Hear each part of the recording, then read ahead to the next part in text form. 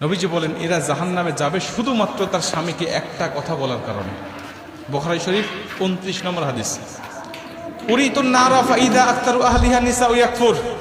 নবীজি বলছেন অধিকাংশ নারীরা শুধু জাহান্নামে যাবে একটা কারণে, আর সেই কারণটা কি জানো? আমি মেরাজের রাত্রিতে গিয়ে দেখেছি উরিতুন নারা ফাইদা আক্তারু আহলিহা নিসা ইয়াকফুর, অধিকাংশ নারীকে আল্লাহ জাহান্নামের মধ্যে দিয়েছে।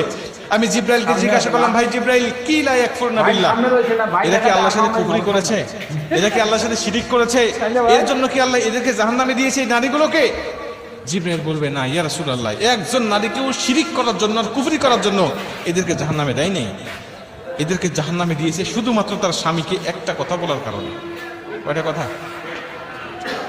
এই কথাটা যখন বলবো বলবেন হুজুর আমার স্ত্রী তো আমাকে দৈনিকই করে, আমার স্ত্রী আমাকে প্রতিদিনই এই কথা বলে। এই কথাটা মেয়েদের মুখের কমন ডায়লগ, তারা জানেই না। অথচ বুখারী শরীফের 29 নম্বর হাদিসে এই হাদিসটা বর্ণনা করা হয়েছে। যেমন তেমন হাদিস না, সহিহ সনদে বর্ণনা হয়েছে।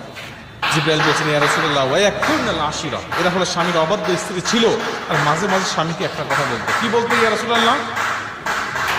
জিব্রাইল বলছে ইয়া রাসূলুল্লাহ ইয়া হাবিবাল্লাহ, এদের স্বামীগুলো ভালো ছিল। এদের স্বামীরা যখন এদের স্বামীদের কাছে এরা যা আবদার করতো, স্বামীরা তখন সেটা পূরণ করার চেষ্টা করত।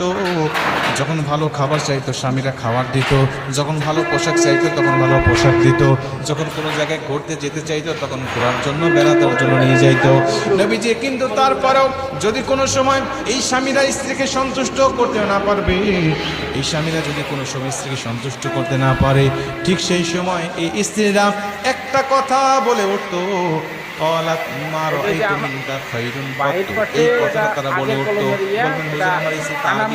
বললো কেমন করে? ভাই আপনার স্ত্রী আরবি যদিও না জানে, এর বাংলাটা আপনাকে প্রতিদিনই বলে। কি বলে?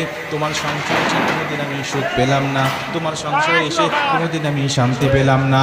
আমি মেয়ে বলেই তোমার সংসার করতেছি, অন্য কোনো মেয়ে হলে তোমার সংসার করতো না।